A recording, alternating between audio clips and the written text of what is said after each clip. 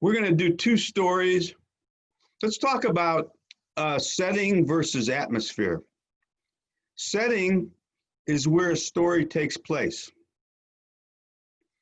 So two stories can take place at the same place, but the atmosphere will be different. So atmosphere is the generated kind of feeling you get from a story. For example, there can be a mysterious atmosphere. There can be a light, bright atmosphere. There can be an unhappy, a scary setting. So these are sort of stories of atmosphere.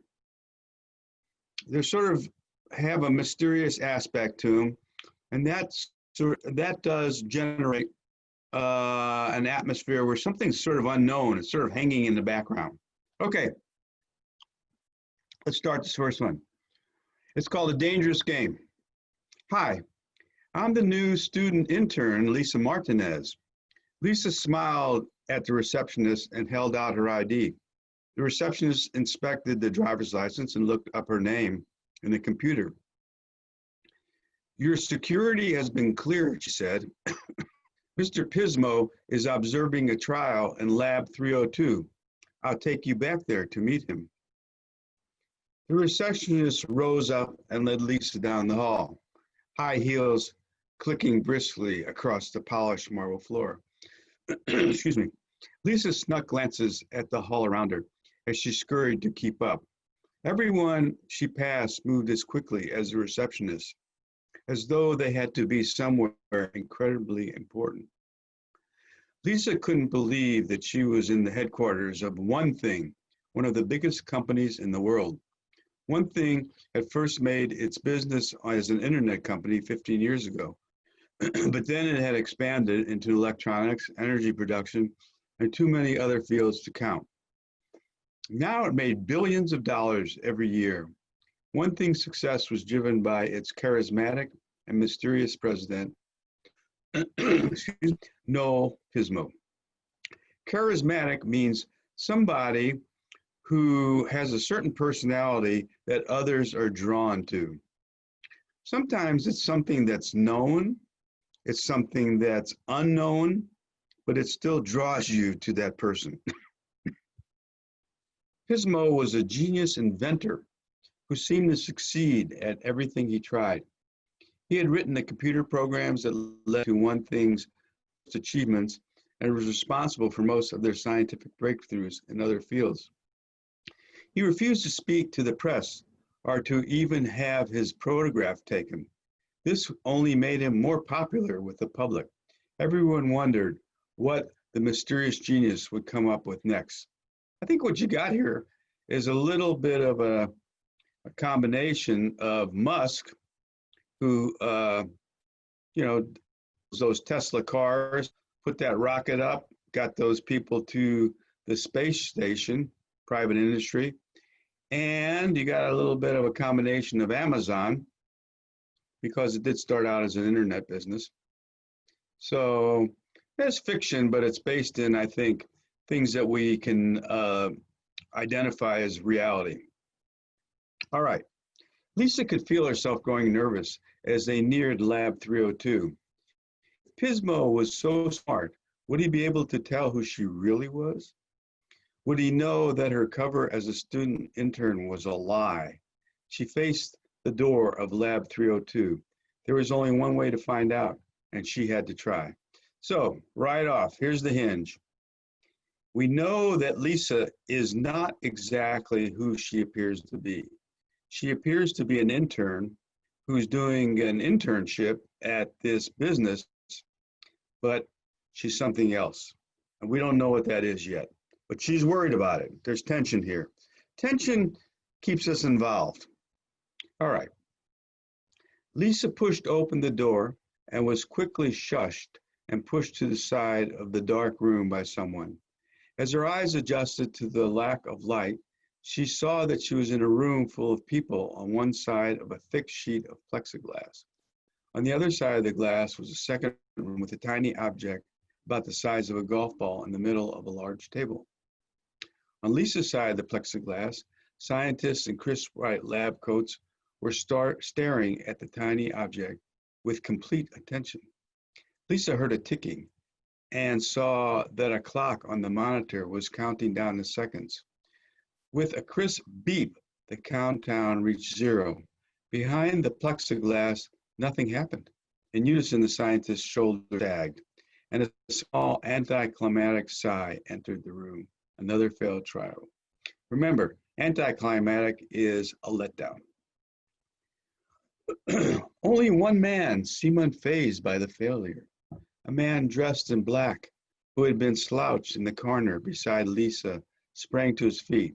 Well, he said, clapping his hands together abruptly, that just means we've got to get started on round 2. He walked out of the room, a blur of vacuum, leaving the scientist to stare in confusion at his retreating back. Then he ducked his head back in through the door and stared at Lisa. You're my new intern, assistant, right? Lisa nodded. Yes, sir, Lisa Martinez. Come on, Lisa Martinez, says Pismo. I've got places to be. If you're going to be any use this summer, you'll have to learn to keep up with me. So this is a summer internship. Lisa has passed herself off, or maybe she is a student. She's doing a practicum. Lisa apologized and moved to follow Pismo out the door and down the hall. So this is the mythic Pismo, she thought. He was bigger than she had expected, well over 6 feet tall. No disfiguring scars that would make him want to hide from the public, like some people had imagined. Just a very tall man moving very quickly through the halls. Lisa followed Pismo into an elevator. As the doors closed, she noticed something strange. The elevator didn't have buttons. Pismo smiled at her confusion. Wondering where the buttons went, he asked. We don't have any. They're unnecessary. Imagine how much more efficient it would be if elevators knew where you wanted to go before you got into them. No more stopping on every floor to pick up other people or waiting 5 minutes for an elevator to arrive. Our entire system of elevators works like with this. Pismo pointing to a tiny device on his wrist that looked like a watch. This device is plugged into my calendar. That information combined with my body gestures and pace warns the elevator when I'm approaching and tells them where I want to go. It's all behind the scenes, elegant. Wow, said Lisa. What if you change your mind? The elevator adapts, said Pismo. I just signal it if my destination changes. We knew that we had to allow for human inefficiencies. This is the elevator of the future. As if on cue, the elevator doors slid open and they exited into Pismo's office. There were sweeping views of the Manhattan skyline behind, an enormous wooden desk. Pismo gestured to an armchair facing the desk. Sit, Lisa, let's have a chat. Lisa smiled and thanked him, but her heart rate was speeding up and her hands were growing clammy with sweat. Relax, Lisa, she told herself. You've passed security and been practicing for this moment for months. Do you know why I take a student intern each summer? Pismo asked Lisa. Because you don't have to pay us as much, Lisa asked. Pismo laughed. Here at One Thing, we have plenty of money to pay top salaries. No, it's because I like to be around someone young to observe the way they use technology. People change a lot from generation to generation. I hope I can be a help, Lisa said. Pismo nodded. I know that you had to do a lot of security tests before it could let you start. Thank you for your patience. I wanted to talk to you about the lie detector results. Yes, Lisa asked. Her heart was pounding so loudly in her chest that she was sure Pismo could hear it. They were unusually uniform. Uniform means that they were about the same. Most people tend to tell a few fibs during the test. You, Lisa, are exceptionally truthful. That can be a useful quality. I need people to be honest with me, Pismo said. Lisa smiled and relaxed. He had believed the falsified lie detector results. I'll do my best to do that, Lisa promised. You can go for now, Pismo said. The real work will start tomorrow. So go ahead and take this afternoon off. Lisa smiled again and left. As she exited the building, she picked up the phone and called her boss. I'm in, she said. He has no idea that I work for one of One Thing's biggest computers. I'll start stealing designs and prototypes tomorrow. So she is what we call a corporate spy. She's wormed her way into this business as an intern, and her intentions are to steal ideas. Now, that's theft. There's no way around it. It's theft of intellectual property, and it's punishable by some very, very, very serious sentences. From the window of his office, Pismo watched Lisa exit the building and called his own business partner. She's definitely a corporate spy, he said. No one is that calm during a lie detector test. Put a tail on her, and she was paying her. He hung up the phone and sat back down at his desk. Lisa Martin, as he said to himself, shaking his head, someone should have told you that it can be dangerous to tell lies. Definitely a true statement. The trouble with lying is you're never on solid ground. You always have to go back and cover yourself. And in this case, she's about to commit a very serious crime, and he's on to her. And the lie detector test was the giveaway. Too uniform, too much the same. All right, let's do the questions here.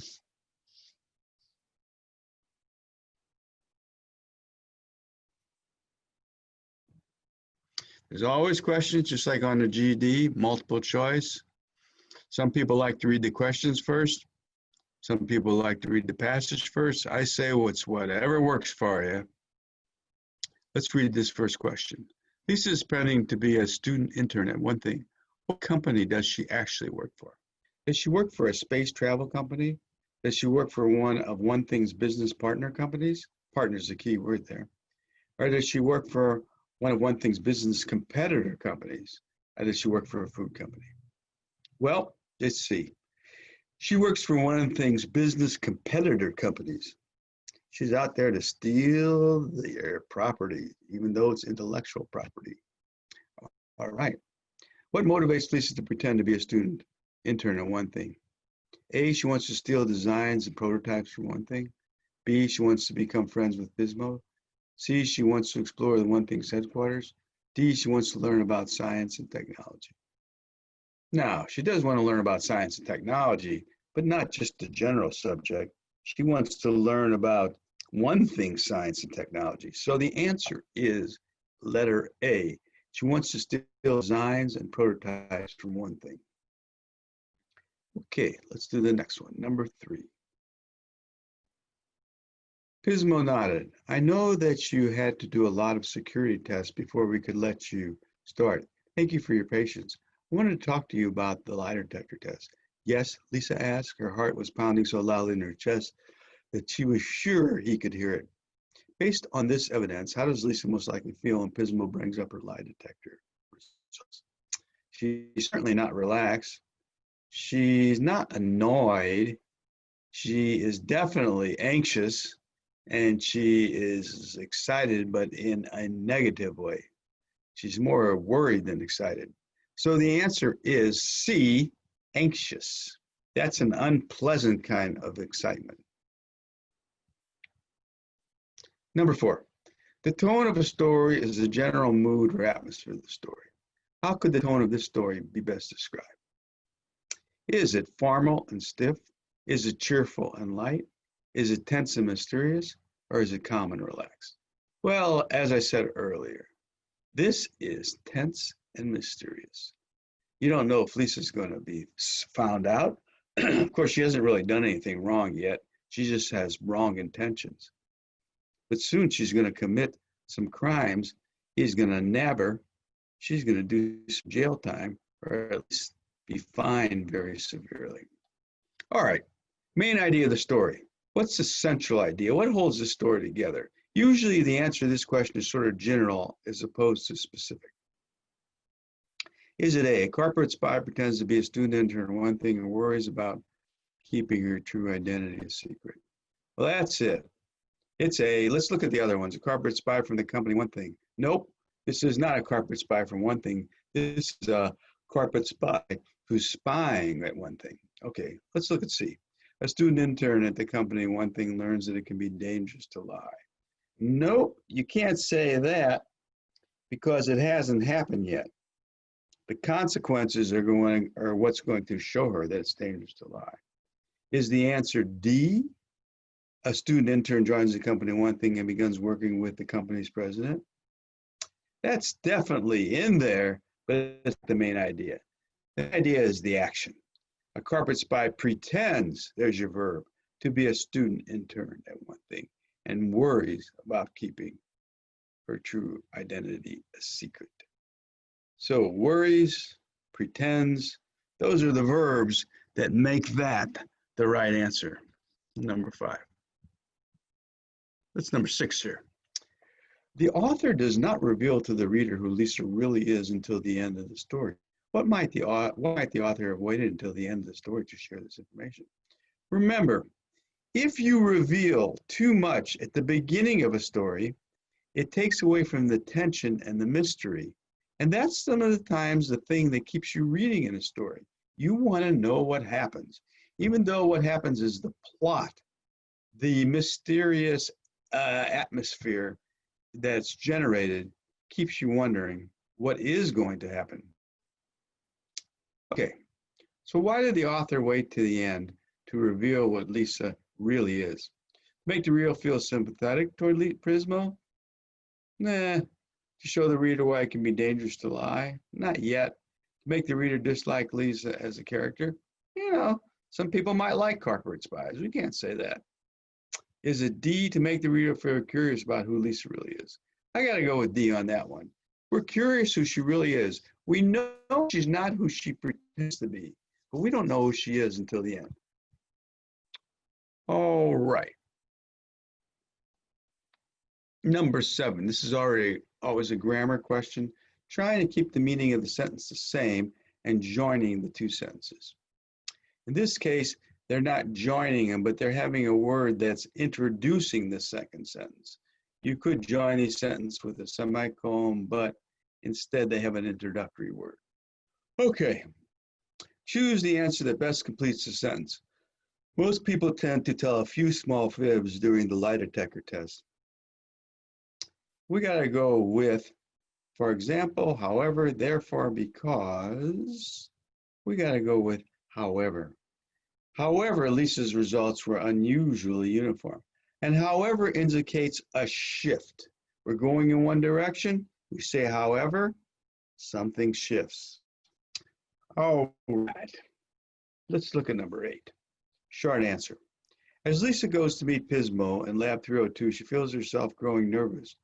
What does she wonder about Pismo as she nears the lab? She wonders if Pismo, what he looks like, what kind of person he is, but she also wonders, is he going to figure her out? All right, let's check 9. At the end of the story, Pismo calls his business partner and says that Lisa is a corporate spy. Explain whether Lisa knows that Pismo realized she is a spy.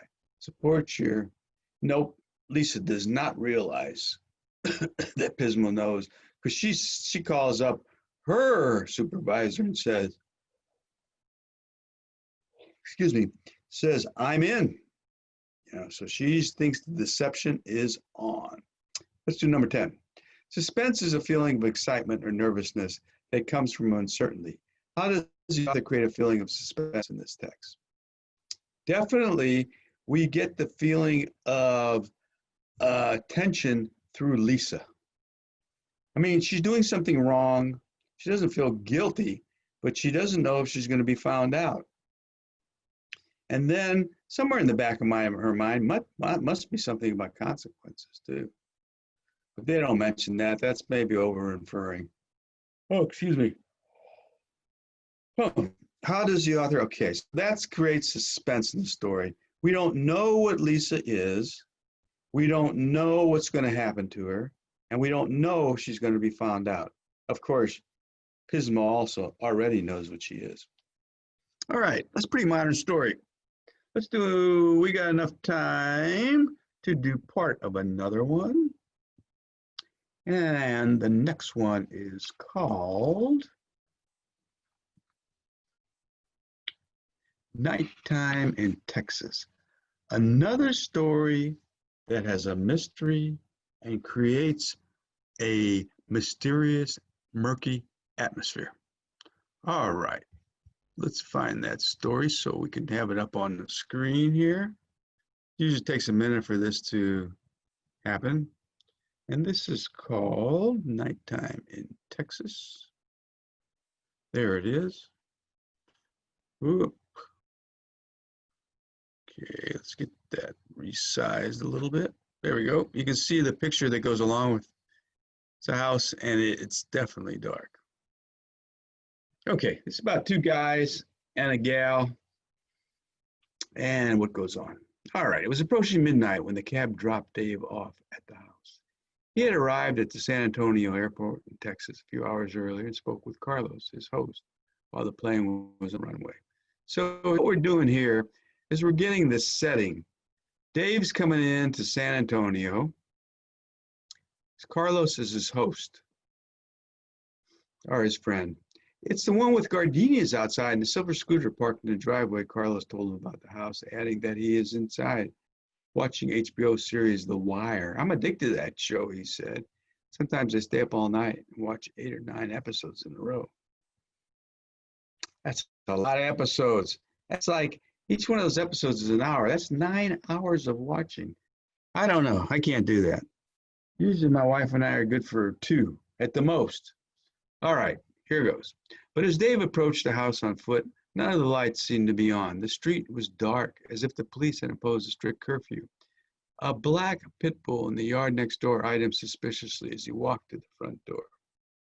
Atmosphere, mystery. It's dark. Dave rang the bell, no answer. He rang again, this time waiting a full 30 seconds, nothing. Carlos, he called, his voice echoing in the empty alley beside the house. Dave walked around the house, making fruitless means useless, attempts to enter through the doors and windows. He pulled out his iPhone and double-checked the address. Carlos spelled it out for him in a text message and an email. 154 South Pine Drive, San Antonio, Texas. He could smell the gardenias planted by the side of the entryway. In the doorway, the silver scooter glinted in the orange glow of the streetlight. So, he's at the right house, but no Carlos. Where is he? This was a place all right, but where was his high school friend, whom he traveled all the way from Maine to visit for spring break? He called Carlos and left a message on his voicemail. Hey, dude, Dave said, it's me. I'm outside your house right now and can't figure out where you are. It's too dark to see through the windows, but it appeared as if the cop was watching me. Yep, cop had driven by, and he thought that the cop was watching Dave. And he's hoping that Carlos didn't forget him. Can't figure it out. Carlos' friend's usually a pretty responsible guy. Here's what we found out in the next paragraph. Dave was officially perplexed. Carlos had always been an extremely responsible guy, much more so than Dave, whose friends often referred to him as Space Cadet. In high school, when the two of them played on a travel soccer team together, Carlos always brought an extra pair of socks and shin guards in the likely event that Dave would leave one or the other or both behind.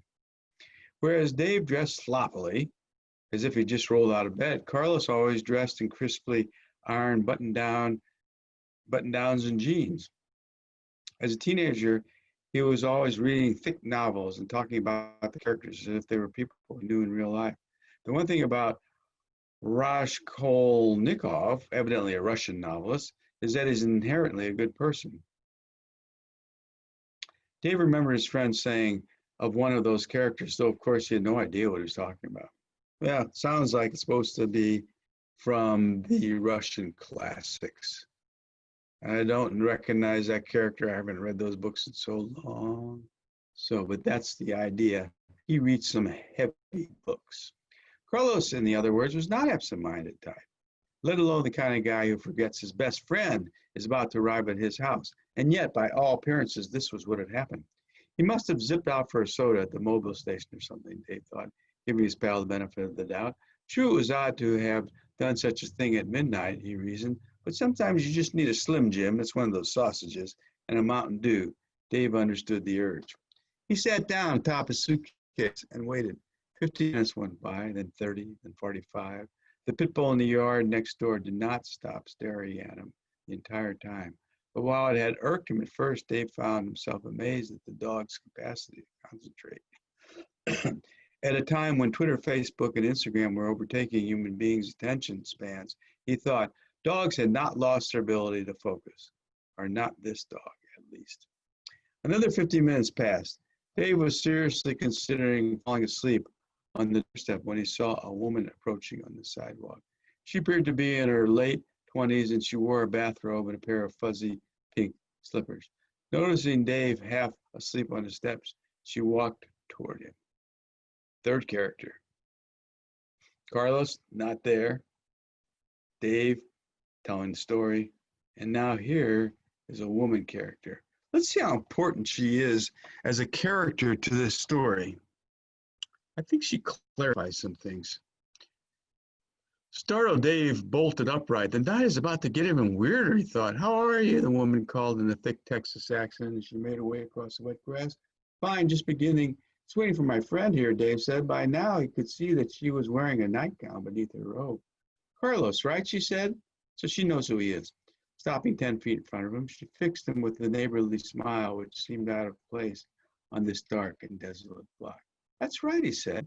How do you know him? Oh, he's an old friend, Dave said. Or at least I thought he was. He let out an exhausted laugh. I just flew in from Maine. He was supposed to meet me here about 2 hours ago. But I can't seem to figure out where he is. And the house is locked up tight.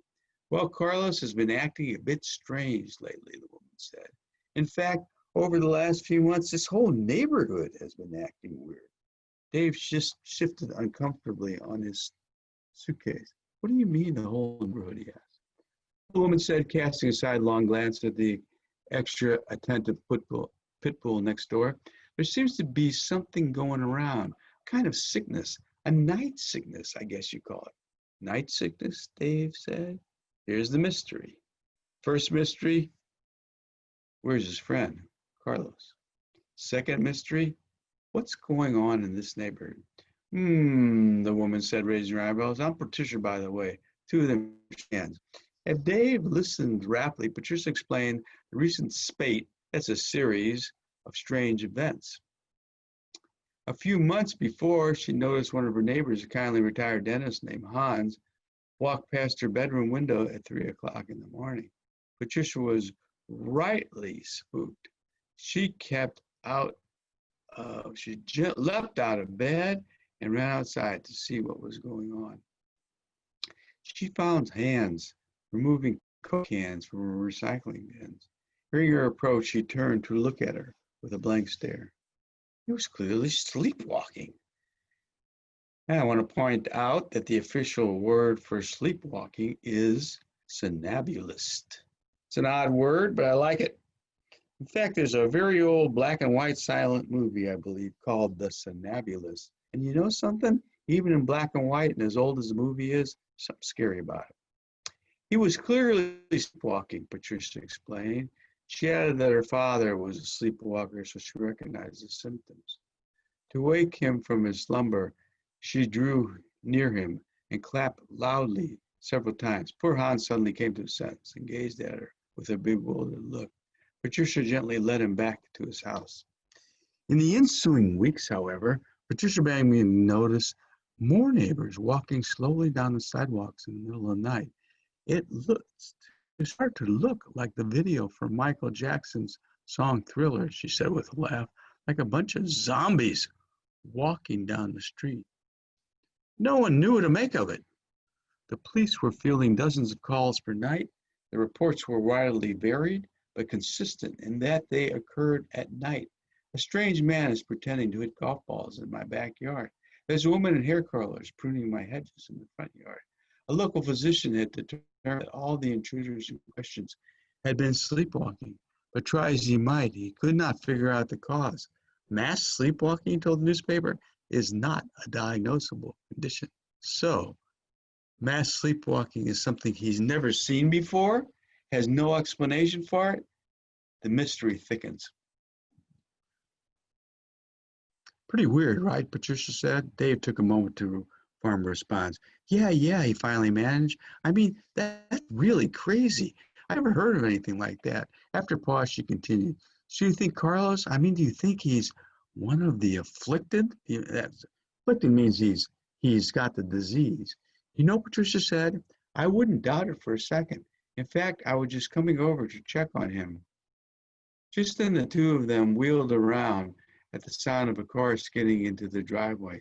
Dave recognized the beaten-up black 1996 Jeep Cherokee. Carlos sprang out of the driver's side seat. Dave, he shouted, dude, I'm so sorry. He ran across the grass to greet the two of them. I got a flat tire on my way to 7-Eleven. I had to hitch a ride to the nearest gas station. Took forever. My phone died just when I was leaving the house. Carlos clapped Dave on the shoulder. Dave uttered an unintelligible sound. I see you've met Patricia, Carlos said, kissing her on the cheek. She's the girl I've been telling you about. We're totally in love. As Patricia rolled her eyes, Dave stared at her, trying to discern whether she'd been lying. No, that stuff about sleepwalking, what is that? It's true. Oh, yeah, Carlos said, shaking his head. The whole city means to be coming down with it. Seems to be coming down with it. He paused. You're not scared of the dark, are you? So, a lot of atmosphere, some mystery, stories left hanging up in the air. Maybe there'll be a second part to it. I don't know. Let's do some of the questions. Oh, we're a little late. Tell you what we'll do. We will do 1 or 2 questions, maybe 3, and then we'll call it a class. The thing that you want to get out of this story particularly is the difference between setting and atmosphere. Setting is where the story takes place. The atmosphere is the feeling generated from that setting and the plot, that's the action, and the characters. All right, why does Dave go to Texas? He goes to Texas to visit his friend Carlos. That's pretty evident. We only got 3 characters in this story. Main characters. There's some other people mentioned. Hans the dentist, somebody else hitting golf balls, a neighbor, or pretending to hit golf balls, and then somebody else pruning hedges. All right. Question 2, nighttime in Texas could best be described as which of the following? It's a mystery with a surprise ending. Everybody, I think you sort of think that Carlos is out there walking the streets asleep, but he's not. It's just something mundane, something ordinary. Went down to the 7-Eleven. Okay, what evidence from the story suggests that Carlos is not at home? And that's got to be A, none of the lights in Carlos's house are on. Let's do 4. We got time. How can Patricia best be described? She is kind and friendly, and she's watchful and suspicious too. I'm going to say she's watchful and suspicious because she's kind and friendly to Dave, but she's watchful and suspicious about what's going on. What's the story mostly about? A sleepwalking trend that's afflicting a neighborhood in Texas. Gotta be B. That captures just about everything going on, except the information about 2 best friends. Okay, what's a curfew? It says there's a curfew going on. We've been hearing that about other towns and cities nowadays from the, in reaction to the originally peaceful protests, and then some of them devolved or fell into violent actions. So the governors imposed, it seemed to happen more after dark, after it was late. Otherwise, people went home. So curfew is A, rule, a punishment, a time when people must leave their houses, or D, time when people must have to be inside their houses. Out on the streets if there's a curfew. I don't know, when you're young, sometimes your parents put a 10 o'clock curfew, 9 o'clock curfew, 8 o'clock curfew, depending on your age. It's when they want you home so they don't have to worry about you, and they're trying to keep you safe. Okay, choose the answer that best completes the sentence below. Carlos got a flat tire. As a result, he is not home when Dave's arrived. And that keeps the meaning. Notice that semicolon between these 2 sentences. No joining conjunction and or but nor. So yet joining those sentences. If there was, you'd use a comma. Instead, you use a semicolon and then a comma after that. It's a particular kind of an adverb. The word that describes the adverb, but however is one of those. I'll have to look that up before I get you next lesson. Okay, what strange activity in the neighborhood does Patricia tell Dave about?